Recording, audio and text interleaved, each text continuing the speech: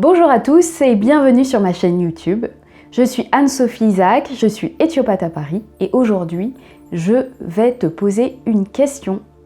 Alors, est-ce que toi aussi, tu as tendance à redouter le SPM, cette phase qui se situe juste avant tes règles? Si c'est le cas, je t'invite à rester avec moi et je vais te donner justement 3 conseils pour te permettre de hacker ce syndrome prémenstruel et de vivre tout simplement ton cycle de façon plus sereine. Alors, peut-être que pendant justement cette période prémenstruelle, qui se situe donc juste après ton ovulation, en général, les moments qui sont les plus intenses de cette phase prémenstruelle, ça va être aux alentours de, comme on dit, J20, J21, J22, c'est-à-dire 20e, 21e et 22e jour de ton cycle, en sachant que J1 correspond au premier jour de tes règles. Alors, tu as peut-être, justement pendant cette période, tendance à avoir les seins qui sont douloureux, ou alors le ventre qui gonfle énormément, la sensation d'être énorme, d'être devenu énorme en l'espace de quelques jours, ou alors tout simplement des sautes d'humeur en fait qui accompagnent tous ces signes-là, des sautes d'humeur que tu n'arrives pas à expliquer et tu as cette sensation de passer par les montagnes russes pendant cette période, ce qui fait qu'en fait tu as fini par redouter cette période-là et en fait tu te dis bon bah passer l'ovulation, ça y est, ça va être le SPM, ensuite ça va être les règles, franchement tu soupires déjà en te disant bon bah voilà, ça va être une période encore qui est complètement désagréable et de toute façon on est obligé de passer par là. Mais non, je te rassure en fait, ce n'est pas une fatalité et tu peux y remédier dès aujourd'hui, dès maintenant, de chez toi, en mettant en place ces 3 conseils que d'ailleurs j'ai donné à une de mes patientes pendant ce confinement qui m'a demandé puisqu'elle se sentait vraiment complètement déprimée, elle se sentait au bout du rouleau. Elle me dit bon, je comprends pas en fait, je comprends pas Anne-Sophie, je ne vois que les côtés négatifs de ma vie, ça ne va pas du tout. Qu'est-ce que je peux faire maintenant en fait? Donc moi je lui ai dit écoute, je vais poser plusieurs questions. Je lui ai dit qu'est-ce que tu as remarqué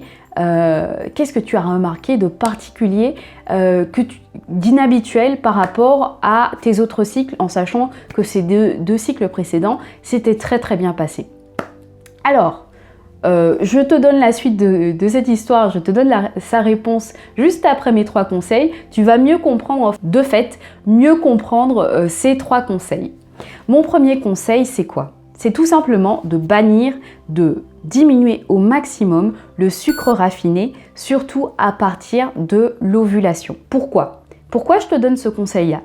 En fait, c'est que le sucre raffiné va avoir tendance à augmenter l'inflammation, à augmenter l'acidité dans le corps et en fait, du coup, plus on augmente l'inflammation, plus on va augmenter les risques de douleur. Donc ça, on est bien d'accord que ça ne nous intéresse pas du tout.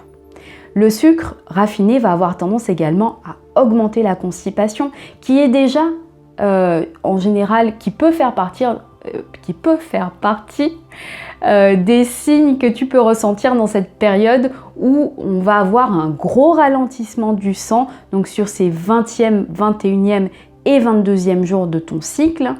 20e, 21e, 22e jour de ton cycle, tu vas avoir un gros ralentissement du sang, comme je te l'ai expliqué également dans ma dernière vidéo, au niveau du petit bassin, donc au niveau de ta sphère gynécologique.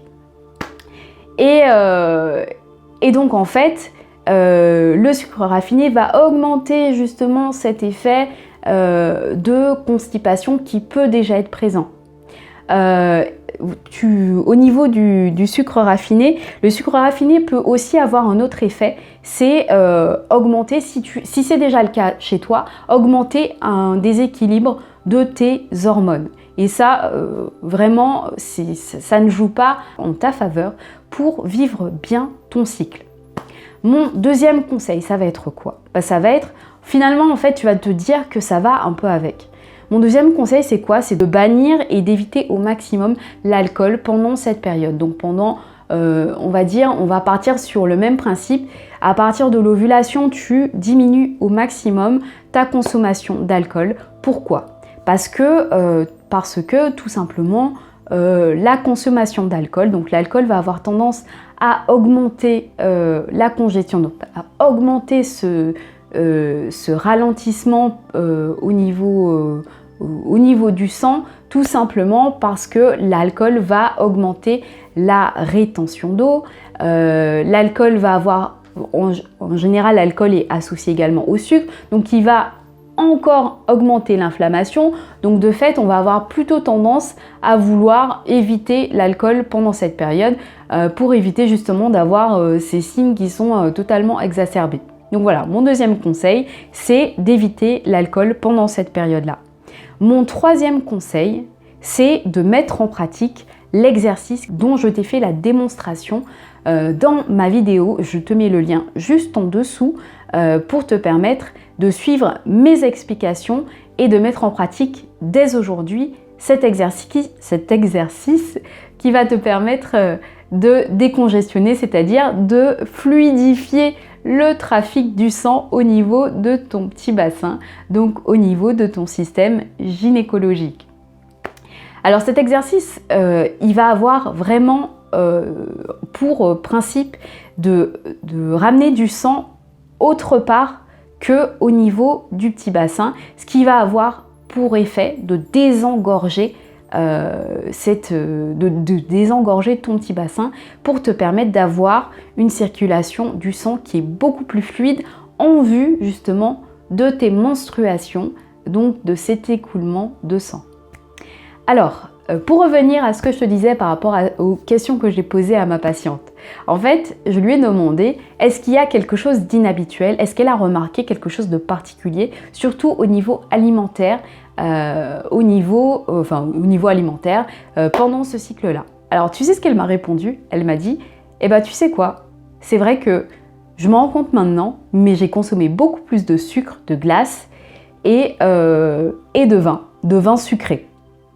Donc voilà, enfin bref, donc tu comprends maintenant pourquoi je te recommande absolument de suivre ces conseils qu'elle a d'ailleurs mis en application, et elle m'a dit vraiment ça va mieux, je me sens déjà beaucoup mieux, donc je t'invite vraiment à appliquer ces conseils pour te permettre simplement de vivre plus sereinement tes cycles, de ne pas avoir peur de cette période, de ne pas avoir peur de tes règles, de ne pas avoir peur de ton cycle. Parce que vraiment, moi, j'ai envie de te permettre de vivre cette période de façon agréable. Qu'est-ce que je peux te recommander d'autre? De t'inscrire à ma liste d'emails privés. Comme ça, moi, je vais pouvoir t'envoyer régulièrement mes conseils exclusifs pour te permettre tout simplement d'être en très bonne santé, en meilleure santé. Alors je te dis à ta santé et je te dis à très bientôt.